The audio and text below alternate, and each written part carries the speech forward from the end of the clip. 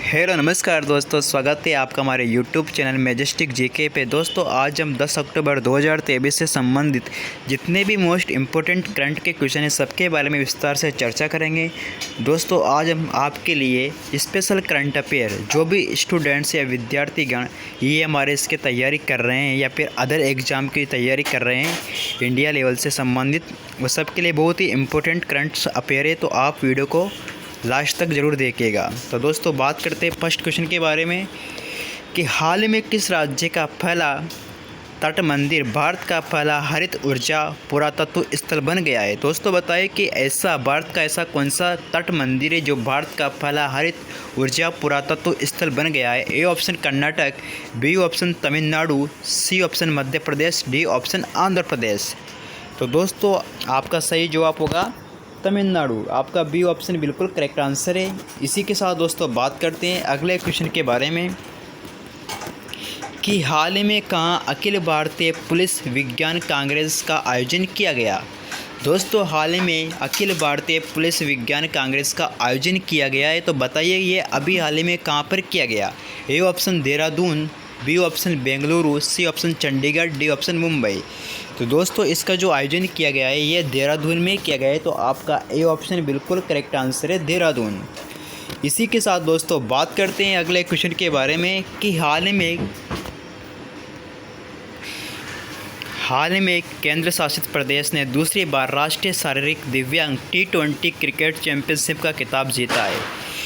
ए option New Delhi, B option Andaman Nicobar, C option Ladakh या D option Jammu Kashmir. दोस्तों हाल ही में किस केंद्र शासित प्रदेश ने दूसरी बार राष्ट्रीय शारीरिक दिव्यांग T20 क्रिकेट चैंपियनशिप का खिताब जीता है।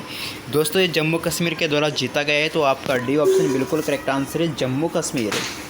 इसी के साथ दोस्तों आप चैनल पे नए हो तो कृपया चैनल को सब्सक्राइब कर ले, क्योंकि आपके लिए हर एक क्वेश्चन इंपॉर्टेंट होता है। उसी प्रकार से हमारे लिए आपका हर एक सब्सक्राइब मायने रखता है। तो कृपया वीडियो को लाइक करना ना भूलें, वीडियो को अधिक से अधिक सब्सक्राइब करें, शेयर करें और कमेंट करके ज़रूर बताइए कि आपको वीडियो कैसा लगा। इसी के साथ दोस्तों बताइए नेक्स्ट क्वेश्चन के बारे में चर्चा करते हैं कि हाल में किस राज्य में भारत की सबसे बड़ी पंप भंडारण परियोजना की आधारशिला रखी गई है। दोस्तों हाल में पंप भंडारण परियोजना की आधारशिला रखी गई है, तो ये किस स्टेट में रखी गई है। उत्तर प्रदेश में, मध्य प्रदेश में, उड़ीसा में, गुजरात में। जिसको भी उत्तर पता हो अपना उत्तर कमेंट बॉक्स में ज़रूर दीजिएगा। तो दोस्तों आपका सही जवाब होगा मध्य प्रदेश में रखी गई है, तो आपका बी ऑप्शन बिल्कुल सही आंसर है। इसी के साथ दोस्तों बात करते हैं नेक्स्ट क्वेश्चन के बारे में। हाल में किस बैंक ने ग्राहक उन्मुख digital bank app INDIE launch किया है। A option Syndicate bank, B option Axis bank, C option State Bank of India, D option Punjab National Bank. तो दोस्तों हाल में ग्राहक उन्मुख digital banking app INDIE launch किया है। आपका ए ऑप्शन बिल्कुल सही आंसर है इंडस इंड बैंक ने ये लॉन्च किया है। आपका ए ऑप्शन बिल्कुल करेक्ट आंसर है। इसी के साथ दोस्तों बात करते हैं कि भारत सरकार ने किस वर्ग के छात्रों के लिए आवास से शिक्षा योजना श्रेष्ठ की शुरुआत की है। तो बताइए कि हाल में किस राज्य सरकार के द्वारा आवास से शिक्षा योजना श्रेष्ठ की शुरुआत की गई है, किस वर्ग के छात्रों के लिए की गई है। ए ऑप्शन अनुसूचित जनजाति, बी ऑप्शन अनुसूचित जाति, सी ऑप्शन अन्य पिछड़ा वर्ग, डी ऑप्शन सभी वर्ग के छात्रों के लिए। तो दोस्तों ये अनुसूचित जनजाति के लिए की गई है, तो आपका ए ऑप्शन बिल्कुल करेक्ट आंसर है। इसी के साथ दोस्तों बात करते हैं कि संस्कृति मंत्रालय ने विशेष स्वच्छता अभियान 3.0 के अंतर्गत स्वच्छता के लिए देश भर में कितने स्थलों को चिन्हित किया है, यानी कि A option 333, B option 400, C option 449, D option 499।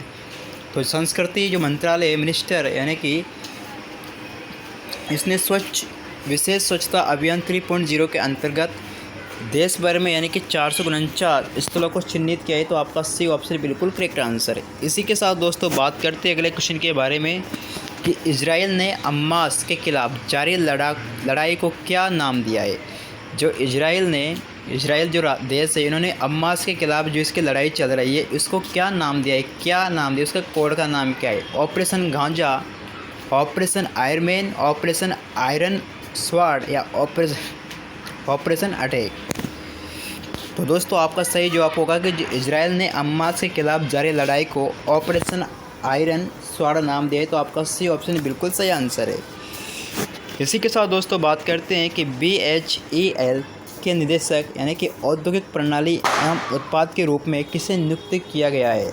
A option Rajat Agarwal, B option Bani Verma, C option Deepak Verma, D option Ajay Kapoor. तो दोस्तों BHEL के निदेशक के रूप में बानी वर्मा को नियुक्त किया गया है। तो आपका बी ऑप्शन बिल्कुल करेक्ट आंसर है। इसी के साथ दोस्तों बात करते हैं कि तंजानिया के राष्ट्रपति कौन है जो JNU द्वारा डॉक्टरेट की मानद उपाधि प्राप्त करने वाली पहली महिला बनी है। A option Ellen Johnson Sirleaf, B option Cindy Kiro, C option Susan Dougan, D option Samia Suluhu Hassan. तो दोस्तों आपका सही जवाब होगा सामिया सुलह हसन। आपका D option is the correct answer. दोस्तों याद रखें तंजानिया के राष्ट्रपति है और पहली महिला बनी है जिनको JNU द्वारा डॉक्टरेट की मानद उपाधि प्रदान की गई है। तो इसी के साथ दोस्तों बात करते हैं हुरन इंडिया रिच लिस्ट 2023 के अनुसार सबसे अमीर भारतीय कौन है। A option Gautam Adani, B option Adar Poonawala, C option Ratan Tata, D option Mukesh Ambani. उड़न इंडिया रिच लिस्ट 2023 के अनुसार भारत का सबसे अमीर भारतीय बना है दोस्तों मुकेश अंबानी। आपका डी ऑप्शन बिल्कुल करेक्ट आंसर है। अब दोस्तों बात करते हैं नेक्स्ट क्वेश्चन के बारे में कि भारत NCX 2023 समारोह का उद्घाटन किसने किया है। बताइए दोस्तों भारत NCX 2023 का समारोह का उद्घाटन किसके द्वारा किया गया है। अनुराग ठाकुर, राहुल आनंद, अजय कुमार सूद या राजीव सिन्हा। दोस्तों इसका उद्घाटन किया गया है अजय कुमार सूद के द्वारा। तो आपका सी ऑप्शन बिल्कुल करेक्ट आंसर है। इसी के साथ दोस्तों बात करते हैं नेक्स्ट क्वेश्चन के बारे में किस भारतीय राज्य के तटरेखा सबसे लंबी है। तो आपको इतना तो पता होगा कि किस भारतीय राज्य की तटरेखा सबसे लंबी है। तमिलनाडु, महाराष्ट्र, गुजरात या फिर केरल। जो भी इस वीडियो को देख रहे हैं अपना उत्तर कमेंट बॉक्स में ज़रूर दीजिए कि किस भारतीय राज्य की तटरेखा सबसे लंबी है। अपना उत्तर कमेंट बॉक्स में ज़रूर दीजिए। इसी के साथ दोस्तों बढ़ते हैं नेक्स्ट क्वेश्चन की तरफ कि मिजोरम, छत्तीसगढ़, मध्य प्रदेश, राजस्थान, तेलंगाना में विधानसभा चुनावों के लिए वोटों की गिनती कब होगी। ए ऑप्शन 7 नवंबर, बी ऑप्शन 3 दिसंबर, सी ऑप्शन 30 दिसंबर या डी ऑप्शन 17 नवंबर। तो दोस्तों आपका सही जवाब होगा 3 दिसंबर को। आपका बी ऑप्शन बिल्कुल करेक्ट आंसर है। इसी के साथ दोस्तों बात करते हैं कि CVGL ऐप का उद्देश्य क्या है। एक ऐप है CVGL, इसका उद्देश्य क्या है। तो दोस्तों जो इसका उद्देश्य है चुनावी कदाचार की रिपोर्ट करना। आपका सी ऑप्शन बिल्कुल सही आंसर है कि चुनावी कदाचार की रिपोर्ट करना इसका उद्देश्य है। इसी के साथ दोस्तों बात करते हैं कि अक्टूबर 2023 में प्रधानमंत्री नरेंद्र मोदी तंजानिया के राष्ट्रपति सामिया सुलह हसन के बीच वार्ता के दौरान द्विपक्षीय सहयोग किन क्षेत्रों पर चर्चा हुई। यानी कि जो भारत के जो प्राइम मिनिस्टर है नरेंद्र मोदी और तंजानिया के राष्ट्रपति है सामिया सुलह हसन के बीच वार्ता, द्विपक्षीय सहयोग के बीच वार्ता हुई है, उन किन क्षेत्रों में इसकी चर्चा की गई है। तो आपका ए ऑप्शन है केवल व्यापार और निवेश पर, बी ऑप्शन है केवल रक्षा और समुद्री सुरक्षा पर, केवल साझेदारी, उच्च शिक्षा और लोगों से लोगों के बीच संबंध। व्यापार, निवेश, रक्षा, समुद्री सुरक्षा, विकास, साझेदारी, उच्च शिक्षा और लोगों से लोगों के बीच संबंध। दोस्तों आपका डी ऑप्शन बिल्कुल करेक्ट आंसर होगा। इन सब पर चर्चा की गई है।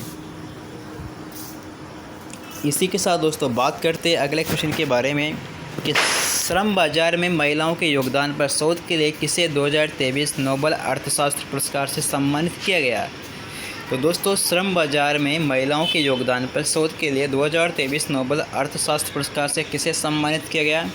तो क्लाउडिया गोल्डिन को सम्मानित किया गया है। दोस्तों आपका ए ऑप्शन बिल्कुल करेक्ट आंसर है। अब दोस्तों बात करते हैं कि अर्थशास्त्र में नोबेल पुरस्कार का आधिकारिक नाम क्या है। यानी कि इकोनॉमिक्स में जो नोबेल पुरस्कार है उसका आधिकारिक नाम क्या है। आर्थिक विज्ञान में नोबेल पुरस्कार, आर्थिक विज्ञान में स्वरेजिस एक्सिस बैंक पुरस्कार या पृथ्वी अध्ययन में नोबेल पुरस्कार या लैंगिक अर्थशास्त्र में पुरस्कार। तो दोस्तों आपका सही जवाब होगा आर्थिक विज्ञान में स्वरेजिस रिक्स बैंक पुरस्कार। आपका बी ऑप्शन बिल्कुल करेक्ट आंसर है। इसी के साथ दोस्तों बात करते हैं कुछ करंट फैक्टर्स से 10 अक्टूबर से संबंधित 9-10 अक्टूबर से संबंधित, इनको भी देख लेते हैं कि हाल में 2023 का अर्थशास्त्र का नोबेल पुरस्कार हार्वर्ड यूनिवर्सिटी की प्रोफेसर क्लाउडिया गोल्डिन को प्राप्त हुआ है। तो दोस्तों ये क्या है, ये हार्वर्ड जो यूनिवर्सिटी इनकी क्या है, प्रोफेसर है, इनको ये प्राप्त हुआ है। इसी के साथ दोस्तों बात करते हैं कि हाल में दिल्ली में 3 दिवसीय 9वां भारत अंतर्राष्ट्रीय नृत्य संगीत महोत्सव का आयोजन हुआ है। तो यानी कि 9वां भारत अंतर्राष्ट्रीय नृत्य संगीत महोत्सव का आयोजन कहाँ हुआ है, दिल्ली में हुआ है, 3 दिवसीय है। इसी के साथ दोस्तों बात करते हैं नेक्स्ट पॉइंट के बारे में कि हाल ही में नवंबर 2023 में सीनियर राष्ट्रीय तीरंदाजी चैंपियनशिप 2023 का आयोजन अयोध्या के उत्तर प्रदेश में किया जाएगा। तो यानी कि सीनियर राष्ट्रीय तीरंदाजी चैंपियनशिप 2023 का आयोजन कहाँ पे किया जाएगा, यूपी के उत्तर प्रदेश में, यानी कि अयोध्या के उत्तर प्रदेश में किया जाएगा। इसी के साथ दोस्तों बात करते हैं अगले पॉइंट के बारे में कि हाल ही में 9 अक्टूबर को विश्व डाक दिवस मनाया गया है। यानी कि 9 अक्टूबर को कौन सा दिवस है, विश्व डाक दिवस मनाया गया है। और हाल ही में श्रीलंका इंडियन ओशियन रिम संघ IQRA मंत्रिपरिषद की बैठक की मेज़बानी करेगा। इसी के साथ दोस्तों बात करते हैं अगले पॉइंट्स के बारे में कि हाल ही में फिल्म निर्माता विवेक अग्निहोत्री ने अपनी नई पुस्तक the book of life my dance with Buddha for success launch की है। तो आप इसको याद रखिए, यानी कि हाल में जो फिल्म निर्माता विवेक अग्निहोत्री ने अपनी पुस्तक लॉन्च की है कि the book of life my dance with Buddha for success, आप इसको याद रखिए। और हाल ही में त्रिपुरा राज्य ने कैबिनेट प्रणाली लागू करने वाला भारत का चौथा राज्य बना है। तो यानी कि कैबिनेट प्रणाली लागू करने वाला भारत का चौथा राज्य बना है त्रिपुरा, तो इसको भी याद रखें। इसी के साथ दोस्तों बात करते हैं कि हाल ही में उत्तर प्रदेश राज्य का बरेली जिला सभी सरकारी स्कूलों में स्मार्ट क्लासेस सुविधा देने वाला पहला जिला बना है। तो यूपी का पहला जिला बना है स्मार्ट क्लासेस सुविधा देने वाला बरेली जिला। और हाल ही में संगीत निर्देशक उत्तम सिंह को 2022-23 के लिए राष्ट्रीय लता मंगेशकर सम्मान से सम्मानित किया गया है, संगीत निर्देशक उत्तम सिंह को। इसी के साथ दोस्तों बात करते हैं कि हाल ही में वायुसेना प्रमुख air chief marshal VR Chaudhary ने प्रयागराज में वार्षिक वायुसेना दिवस परेड के दौरान भारतीय वायुसेना के नए ध्वज का अनावरण किया है। तो आपसे पूछ लिया जाए कि भैया वायुसेना यानी कि नए ध्वज का अनावरण किसने किया है, तो वायुसेना के प्रमुख air chief marshal VR Chaudhary ने किया है प्रयागराज में। इसी के साथ दोस्तों बात करते हैं कि हाल ही में 16वीं कृषि विज्ञान कांग्रेस का आयोजन कोच्चि केरल में किया जाएगा। यानी कि 16वीं कृषि विज्ञान कांग्रेस का आयोजन कहाँ किया जाएगा, कोच्चि यानी कि केरल में किया जाएगा। और हाल ही में ब्रिटिश फिल्म निर्माता टेरेंस डेविस का 77 वर्ष की आयु में निधन हो गया है। इसी के साथ दोस्तों बात करते हैं नेक्स्ट पॉइंट के बारे में कि हाल ही में ऑस्ट्रेलिया के बल्लेबाज डेविड वार्नर ने ODI वर्ल्ड कप में सबसे तेज़ 1000 रन बनाने का रिकॉर्ड अपने नाम किया है। और इसी के साथ हाल ही में अक्टूबर 2023 में अभ्यास चक्रवात का आयोजन गोवा में किया जाएगा। तो दोस्तों याद रखिए, अभ्यास चक्रवात का आयोजन कहाँ किया जाएगा, गोवा में। इसी के साथ दोस्तों बात करते हैं कि हाल में बिहार के पश्चिम चंपारण के मरछा धान को जियोग्राफिकल इंडिकेशन यानी कि GI टैग प्रदान किया गया है। बिहार के जो पश्चिम चंपारण के मरछा धान है, इसको GI टैग मिला है, तो इसको भी याद रखिए। तो दोस्तों आज के लिए इतना ही पर्याप्त है। आपको वीडियो अच्छी लगी हो तो आप वीडियो को लाइक करना ना भूलें। आप वीडियो को अधिक से अधिक लाइक कीजिए, शेयर कीजिए, सब्सक्राइब कीजिए। मिलते हैं नेक्स्ट वीडियो पर। जय हिंद, जय भारत, धन्यवाद।